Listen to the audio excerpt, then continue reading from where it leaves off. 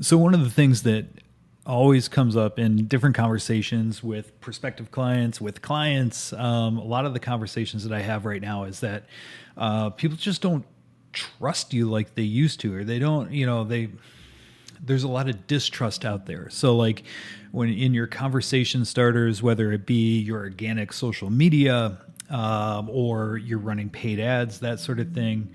There's just a ton of distrust out there. And it's due to this big problem that we're all facing, which is the extremely crowded market in which we're all sort of like living in and playing in. And so, there's AI that's pumping in a ton of content. There's still all of the content that's being generated.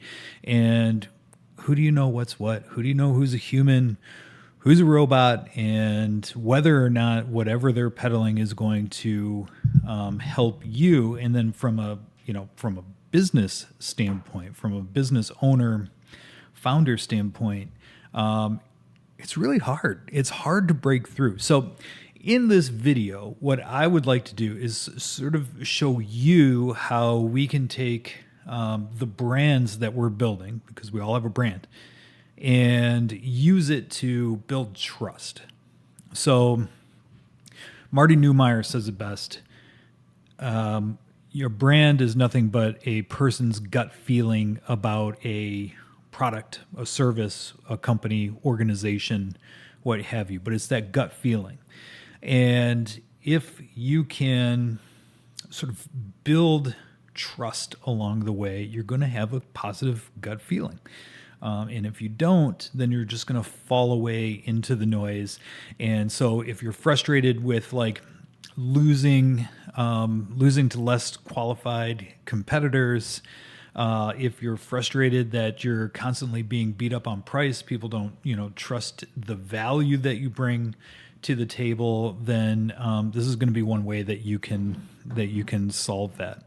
So let me minimize myself here and sort of illustrate this point. So really, it's like, how can we use our brand to sort of facilitate that trust along the customer journey? Well, there's really two sides to your business if you think about it.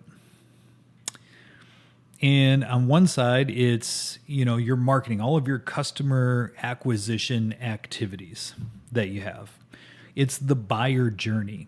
It's everything that you do and you say out there in your organic social media, if you're doing any cold outreach, if you're running paid advertising, any of the stuff that you're doing to attract customers into your world really belongs on this side of the business, okay? Like those are the activities. The next,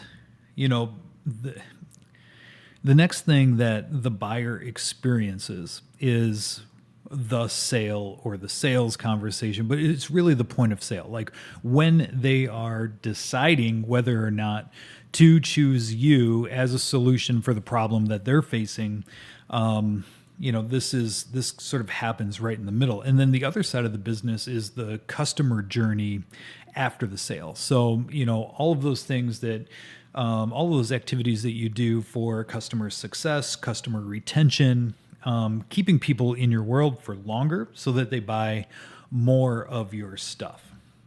Now, here's the thing. The way that we can use our brand to build trust is that the brand becomes the through line. It's the thread between each one of these areas in the business. And so if you're saying the same things in the same way as you do in the buyer journey that you do in the customer journey, and they also experience the same story, the same conversation in the sales or at the point of sale, and you're consistent, like ruthlessly consistent in those conversations and the words that you choose and all of that stuff, what's going to happen is you're going to create massive amounts of trust in that customer. Now, where this goes wrong and goes sideways is like you're saying one thing in your marketing, and then when it gets to the point of sale, you're sort of contradicting those points that you already made. Right. So it gets people to second guess, some of those promises that you made in the marketing to even get them to the point of sale. So your sales team and your marketing team have to be on the same page. That to me seems like it's a no-brainer, right? But a lot of people miss that. Now, the third leg of the stool is in the customer journey. Now, let's say you go through customer acquisition, get to the point of sale, and you become a customer, and then like customer service is sort of acting a little bit different. It's counter to the brand story, the brand that you've been sold in the buyer journey and in the sales conversation. Again, that starts to erode trust.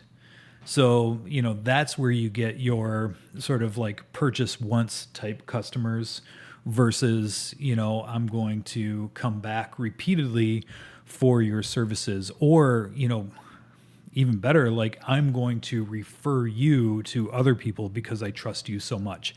And that's where we can turn our customers into raving fans. But anyway, if those conversations, if those interactions, those experiences aren't consistent with what their experience in the buyer journey and in the sale, you're going to erode the trust, and it's going to be kind of like a one and done sort of customer. And so, what you need to do is identify like what are those messages that your ICP needs to hear in order to create that trust. Now, in the Brand Lab, we have 9 steps that are going to help you clarify your expertise, develop the language that you need in order to talk to your customers. We're going to develop the ideal client profile in a way that's going to help you go from blending in that sea of sameness and that the overcrowded market that we're all dealing with to having a unique and competitive advantage within that marketplace. But really what it's doing is you're going from blending in to standing out to the people that are most important, and you're creating massive amounts of trust along the way. Now, look, if you're interested in this type of content, first of all, like subscribe, because this is the type of thing that I like to talk about.